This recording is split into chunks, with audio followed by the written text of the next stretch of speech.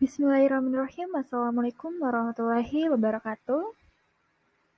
Saya merupakan mahasiswi Fakultas Ekonomi dan Bisnis di Universitas Muhammadiyah Surakarta dengan nama Angela Pangestuti, NIM B100.2073 dengan kelas Sistem Informasi Manajemen B. Video ini dibuat untuk menyelesaikan salah satu tugas dalam mata kuliah Sistem Informasi Manajemen yang diampu oleh Ibu Afif Nurilia Praswati, Sarjana Ekonomi, Magister Manajemen. Untuk materi kali ini saya mengambil dari buku Dinia Sharma yang berjudul Manajemen Information System. Nah, buku ini terdiri dari 17 bab yang mana kita akan belajar satu-satu dari bab 1 sampai bab 17. Nah, untuk bab 1 sendiri kita akan belajar mengenai pengambilan keputusan.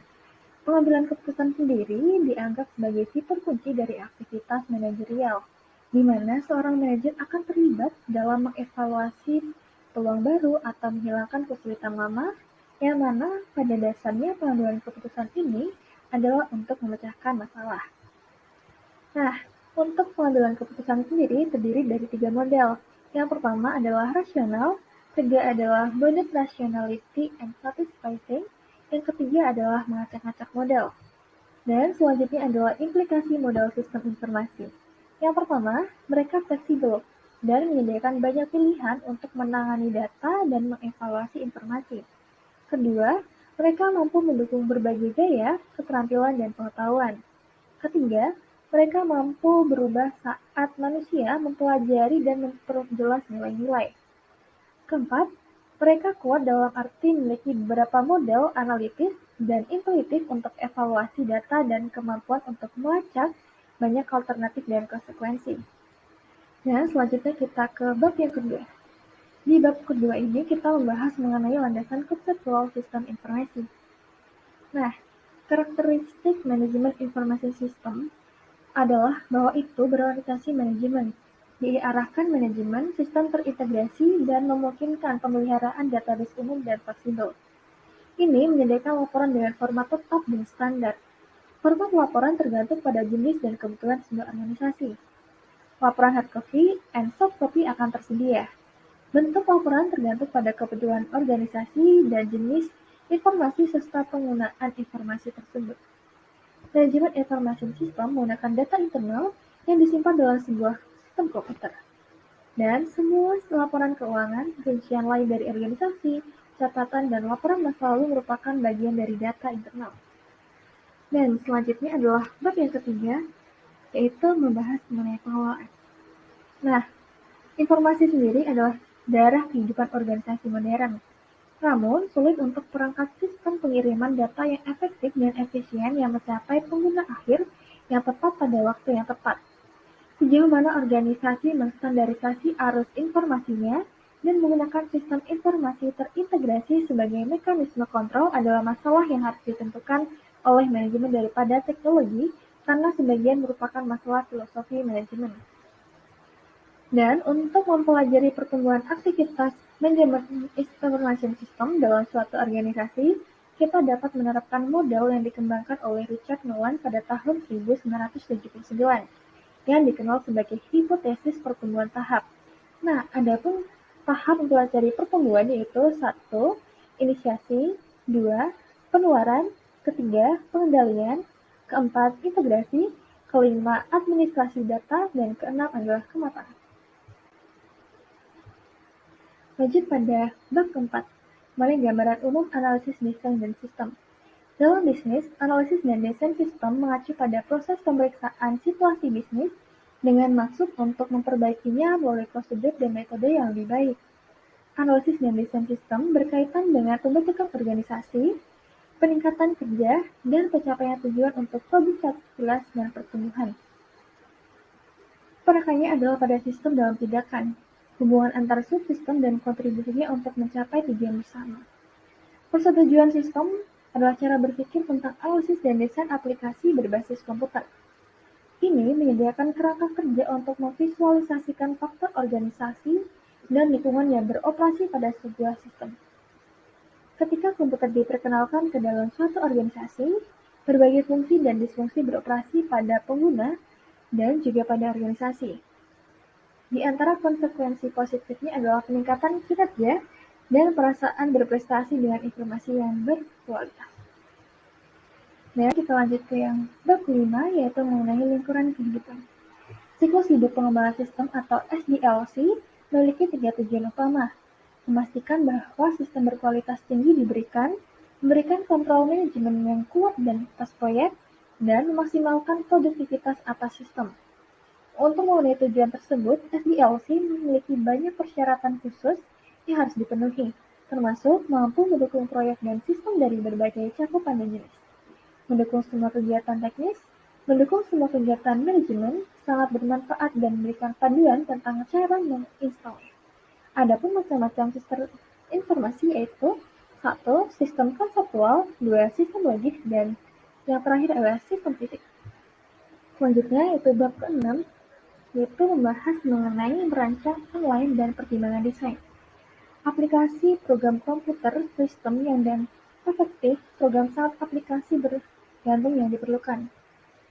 Pemrosesan online atau real-time adalah pemrosesan data pada komputer untuk menghasilkan hasil yang diperlukan dalam waktu yang sangat singkat. Beberapa aktivitas yang berlangsung dalam pemrosesan waktu nyata dengan komputer adalah 1. Manufaktur dengan berbantuan komputer, 2. Komputer dan luar angkasa, 3. Komputer dalam kedokteran. Dan hal-hal yang harus diingat ketika kita akan merancang sistem, bahwa pengambilan keputusan akhir mengenai hasil akhir dari sistem adalah hak prerogatif pengguna. Dorongan atau kebutuhan untuk pengembangan sistem harus datang dari komunitas pengguna. Memperlakukan komputer sebagai solusi dalam pencarian masalah, alih-alih alat untuk memecahkan masalah yang sudah diidentifikasi hanya dapat menyebabkan kesalahan. Bab ke-7 yaitu membahas mengenai implementasi dan pengendalian proyek. Untuk menentukan posisi sistem dalam manajemen informasi sistem itu mudah. Masalah sebenarnya dalam derajat struktur dan formalisasi dalam sistem dan prosedur yang menentukan waktu dan durasi pengembangan sistem. Pilihan sistem atau subsistem tergantung pada posisinya dalam rencana manajemen informasi sistem total. Ukuran sistem, pemahaman pengguna tentang sistem dan kompleksitas antar muka dengan sistem lain. Perancang pertama-tama mengembangkan sistem secara mandiri dan mulai mengintegrasikannya dengan sistem lain. Memperbesar cakupan sistem dan memenuhi berbagai kebutuhan informasi adalah penting bagi organisasi. Harus merencanakan dengan hati-hati untuk implementasi. Implementasi sistem informasi manajemen merupakan proses tersendiri dan melibatkan berbagai langkah. Di sini dipahami bahwa langkah-langkah utama didasarkan pada spesifikasi desain. Semua persyaratan sistem seperti input, pemrosesan, output, peralatan, personel, dan lain-lain disediakan oleh spesifikasi desain. Dan lanjut pada bab ke-8 yaitu mengenai peran informasi teknologi perangkat lunak. Nah, terdapat beberapa tahapan pengembangan sistem informasi. Adapun sebagai berikut. 1. Analisis kebutuhan. 2. Perancangan sistem atau desain logis. 3. Pengembangan prototipe. 4. Desain sistem atau desain fisik. Nah, sistem pakar sendiri merupakan program kecerdasan buatan yang memiliki pengetahuan tingkat pakar tentang domain tertentu dan tahu bagaimana menggunakan pengetahuannya untuk merespon dengan benar. Domain mengacu pada area di mana tugas sedang dilakukan. Idealnya, sistem pakar harus menggantikan pakar manusia. Dan lanjut pada bab ke-9 yaitu mengenai komunikasi data. Komunikasi data adalah transfer data atau informasi antar sumber dan penerima. Sumber mengirimkan data dan penerimanya menerimanya. Pembuatan informasi yang sebenarnya bukan merupakan bagian dari komunikasi data dan juga bukan merupakan tindakan yang dihasilkan dari informasi di penerima. Komunikasi data tertarik pada transfer data, metode transfer, dan penyelesaian data selama proses transfer. Komponen utama komunikasi data adalah data source, data sink, dan media komunikasi. Sumber adalah pencetus informasi, sedangkan sink adalah penerima informasi. Informasi menjadi sinyal elektronik ketika melewati media komunikasi. Paling sering, sistem yang bertindak sebagai sumber dan tujuan bisa berjauhan, bahkan terpisah ribuan mil. Sedikit wawasan tentang transmisi sinyal analog dan sinyal digital akan menempatkan ini dalam perspektif yang tepat. Dan adapun jenis transmisi antara lain 1. Transmisi analog, 2. Transmisi digital, dan 3 adalah bit dan gal. Dan lanjut pada bab ke-10 yaitu mengenai jaringan komputer. Jaringan pada dasarnya adalah sistem komunikasi untuk komputer. Sama seperti sistem telepon yang memungkinkan dua orang untuk berbicara. Jaringan memungkinkan komputer untuk berkomunikasi. Jaringan area lokal adalah dua atau lebih komputer yang terhubung langsung dalam area kecil yang terdefinisi dengan baik seperti ruangan, gedung, perkantoran, ataupun kampus. Diameter tidak lebih dari 3 mm, LAN dapat terdiri dari hanya mikrokomputer atau komunikasi komputer mikro dan sistem besar, atau jaringan diklasifikasikan berdasarkan wilayah geografis yang mereka jangkau, dan LAN terkenal yang tersedia untuk pengguna komputer mikro termasuk Ethernet, Local, jaringan PC, ARC, NAT, dan OmniNet. Mereka bervariasi dalam jenis dan juga komputer yang dapat dihubungkan, kecepatan transfer data, dan jenis perangkat lunak yang digunakan untuk mengontrol jaringan. Nah, lanjut ke bab ke-11, yaitu mengenai mengatur data. Basis data adalah kumpulan informasi yang terorganisir sehingga dengan mudah dapat diakses, dikelola, dan diperbarui. Dalam suatu tampilan, database dapat diklasifikasikan menurut jenis konten. Bibliografi, teks lengkap, numerik, dan gambar. Data seluler ada dalam organisasi dan angkutan dan birokrat secara tradisional. Mengendalikannya untuk memberikan informasi dalam mendukung operasi dan manajemen. Sebuah pengakuan data sebagai sumber daya perusahaan yang berharga telah menyebabkan pembentukan unit organisasi seperti sistem informasi dan layanan manajemen. Sumber daya informasi yang memiliki tanggung jawab untuk pengolahan data, sistem informasi manajemen dan komputer. Teknologi database yang memaksa pemeriksaan ulang tujuan dan operasi departemen EDP konvensional. Masuk pada bab ke-12 yaitu mengenai basis data relational system management. Nah, model relasional untuk menjaga database adalah model database berdasarkan logika predikat orde pertama. Pertama kali dirumuskan dan diusulkan pada tahun 1969 oleh Edgar F. Cobb. Dalam model relational database, semua data dipresentasikan dalam bentuk tuple, dikelompokkan ke dalam relasi, dan sebuah database yang diatur dalam model relasional adalah database relasional.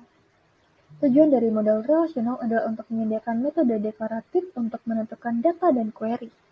Penggunaan secara langsung untuk menyatakan sebuah informasi apa yang terdapat dalam basis data dan informasi apa yang mereka inginkan darinya. Dan membiarkan perangkat lunak sistem manajemen basis data menangani penggambaran struktur data untuk menyimpan data dan prosedur pengambilan untuk menjawab pertanyaan. Oke, masuk pada bab ke-13 yaitu bahas mengenai bahasa query.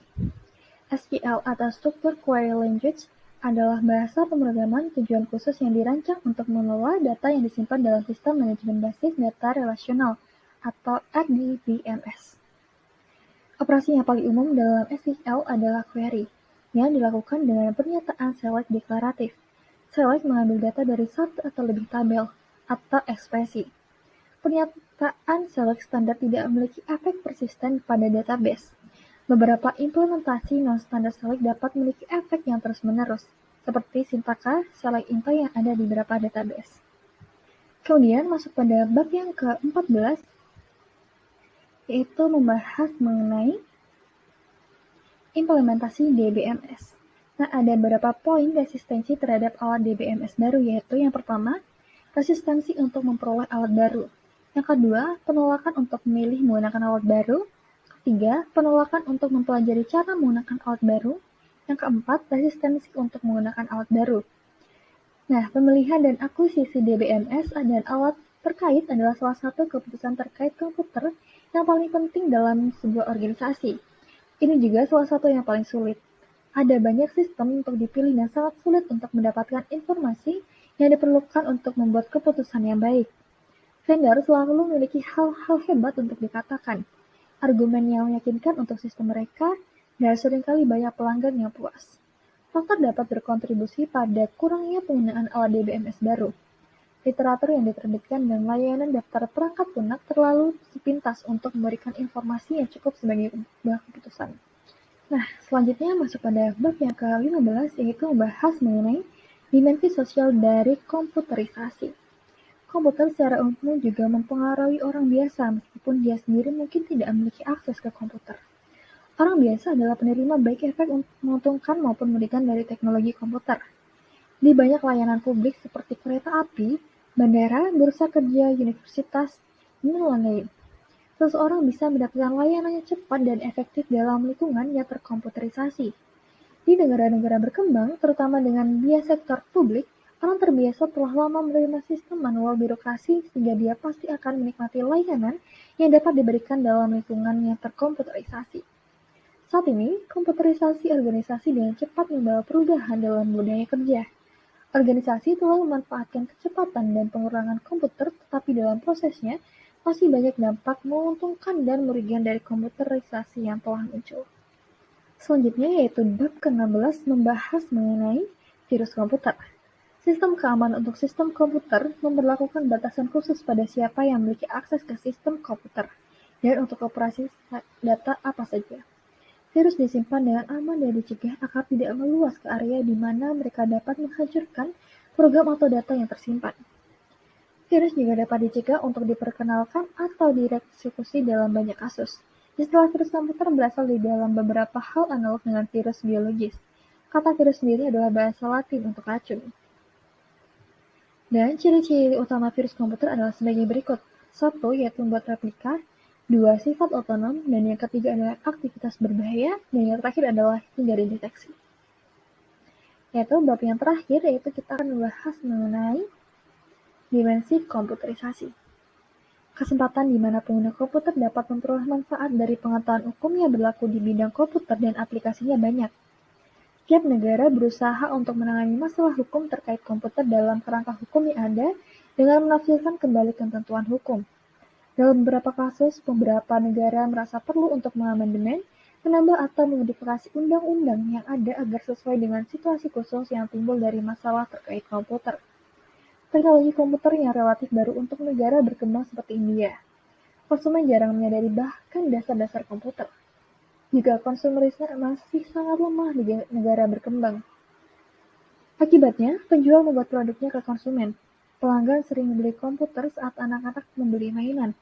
Kebanyakan konsumen beli tanpa mengetahui apa yang sebenarnya ingin mereka lakukan dengan komputer, atau apakah komputer yang mereka beli benar-benar sesuai dengan kebutuhan spesifik mereka. Situasi ini berlaku baik untuk individu maupun organisasi. Baik, jadi itu tadi merupakan sekian dari beberapa bab yang ada di buku ini. Dan untuk presentasi mengenai sistem informasi manajemen cukup sampai di sini. Mohon maaf apabila terdapat banyak kesalahan atau kekurangan. Akhir kata, billahi taufiq wal hidayah. Wassalamualaikum warahmatullahi wabarakatuh.